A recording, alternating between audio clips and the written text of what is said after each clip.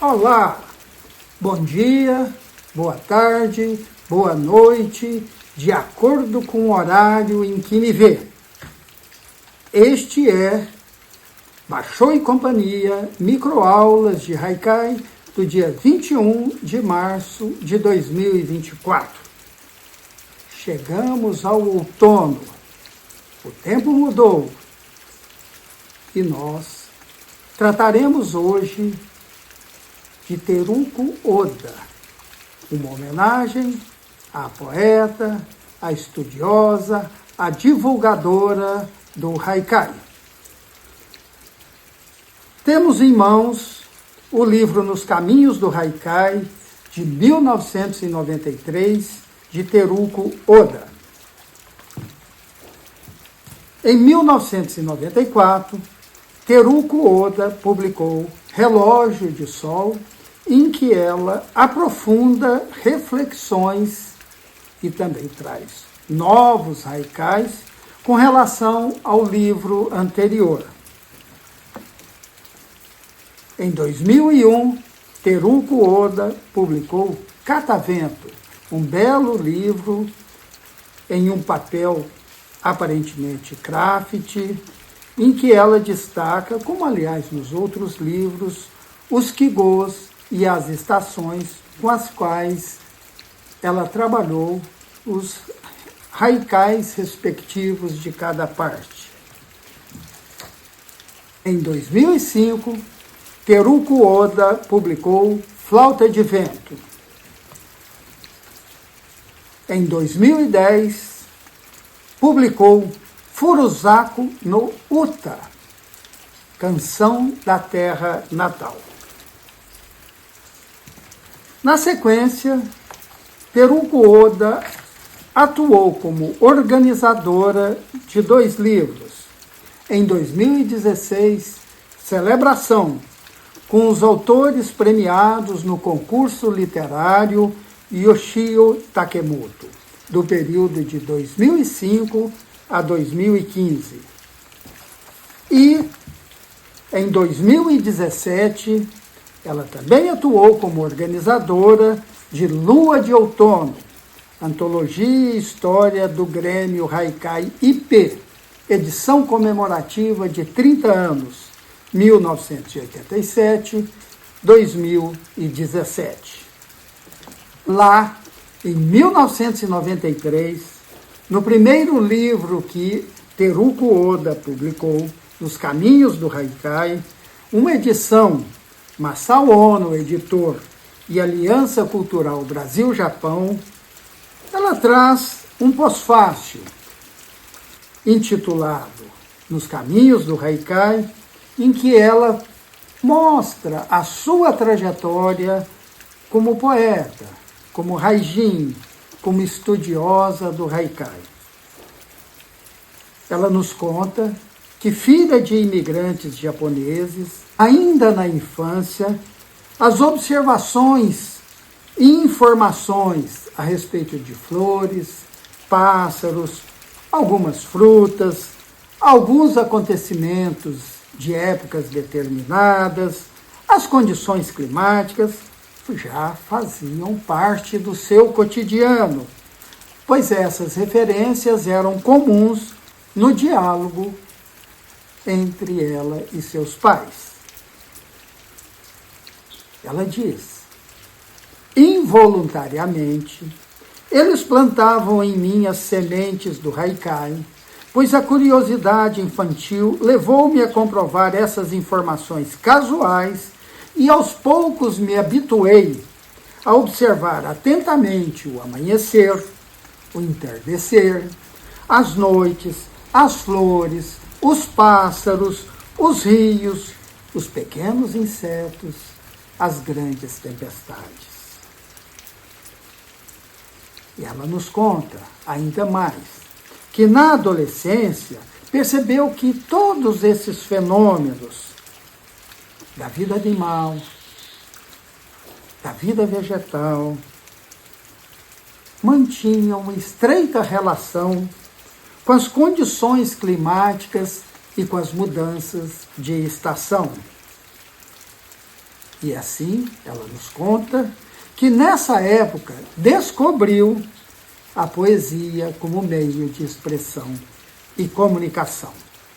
Portanto, ela havia aprendido desde sempre, na primeira infância, os elementos constitutivos do haikai tradicional. No entanto, ela não sabia que era possível escrever haikai em português. Quando ela descobriu isso, ela começou a se comunicar, começou a escrever, começou a tentar transformar emoções e observações em poemas, em haikais. Ela nos conta.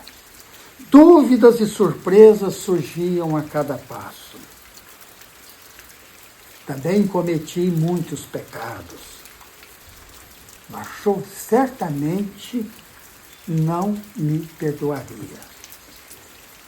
Ela tentava chegar à perfeição através de conteúdos e versos elaborados.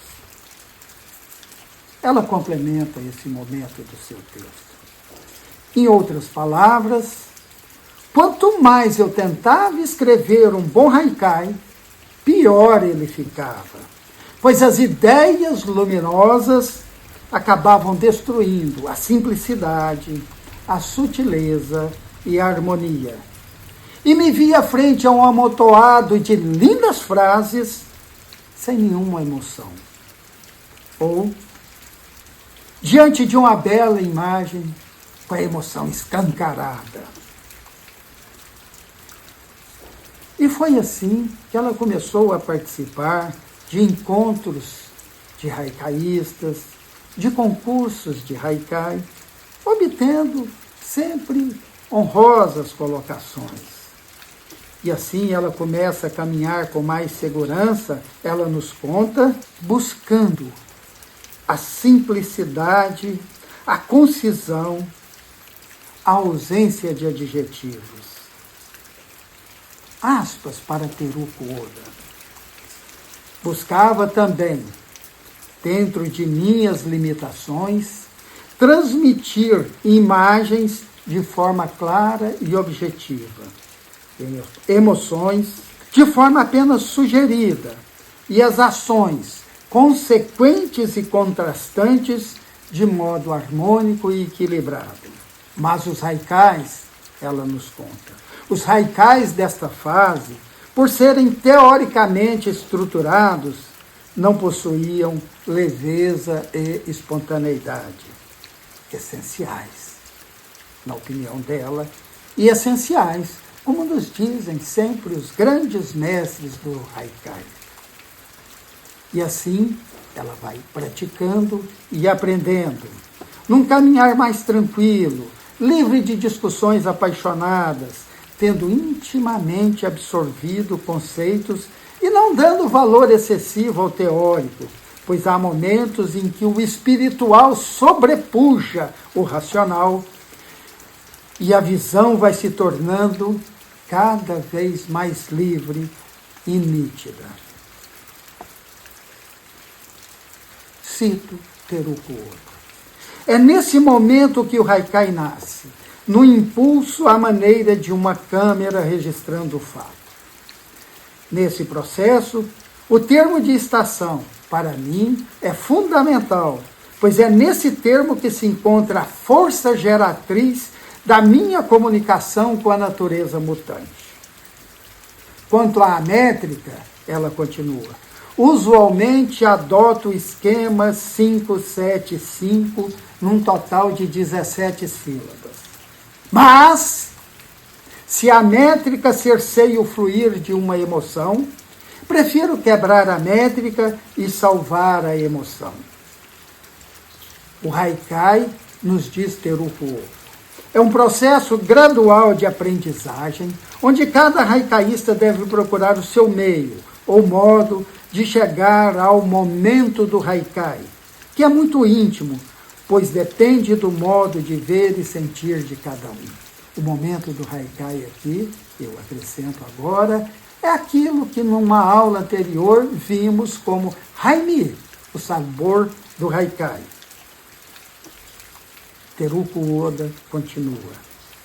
O método dela, ela nos diz, se baseia na disciplina interior, na dedicação, na observação contínua e, acima de tudo, na vivência direta, na identificação e fusão com a natureza e seus atributos. Para mim, ela conclui, o Haikai é um atalho que conduz à estrada do aprimoramento espiritual. E nós, para concluirmos,